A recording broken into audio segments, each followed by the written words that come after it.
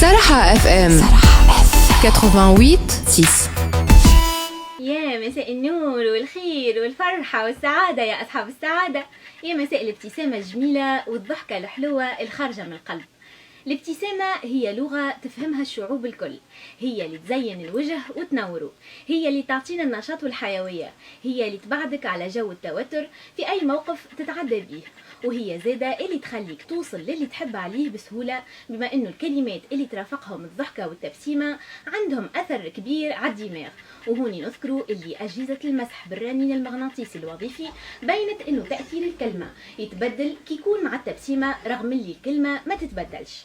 اول حاجة باش نحكيو عليها هي اهمية التبسيمة وفايدتها، وهوني نحكيكم حكاية طريفة وغريبة صارت في احدى المحلات التجارية في باريس.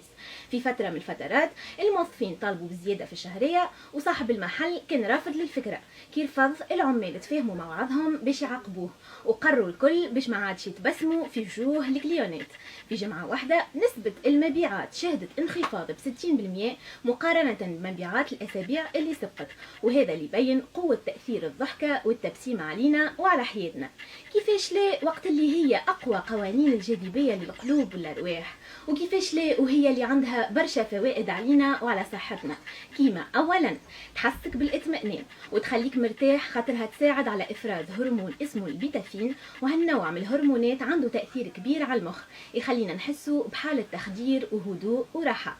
وثانيا التبسيمه تحافظ على صحه الانسان النفسيه العصبيه والبدنيه، وتعاون على تخفيض ضغط الدم، نشط الدوره الدمويه، وتزيد مناعه الجسم ضد الامراض والضغوطات النفسيه، غير اللي تزين الوجه وتحليه وتزيدنا في القبول.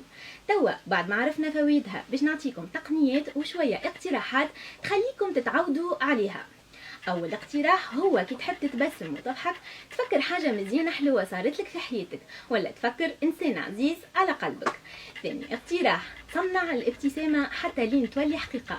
ثالث اقتراح اسمع الاغاني المبهجة والمفرحة اللي تفرحك وتشحنك بطاقة ايجابية حلوة.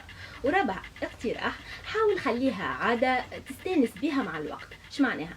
معناها كي تفرح تبسم ابتسامة ممزوجة بالشكر والرضا، كي تتغشش تبسم ابتسامة تخليك تتحكم في روحك، وكي تتقلق وتتوتر اقف قدام المراية وابدأ تبسم، واختار انهي التبسيمة الحلوة اللي تحسها تويتي وجهك وتخليه اكثر جمال واشراق. هكا نكون وصلنا لختام فقرتنا اليوم. تبسم، اضحك، افرح، خلي حياتك ديما جنة. حياتنا مزيانة وحلوة، خسارة كبيرة نعيشوها لو كان نحزنوا وما نتمتعوش باللحظات الحلوة وما نستمتعوش بنعم وخير ربي علينا. وتوا ما بقى لي كان نحييكم ونتمنى لكم الخير والفرحة والسعادة والصحبة المزيانة، وان شاء الله دنيتكم ودنيتنا ديما جنة. صراحة اف ام 88.6.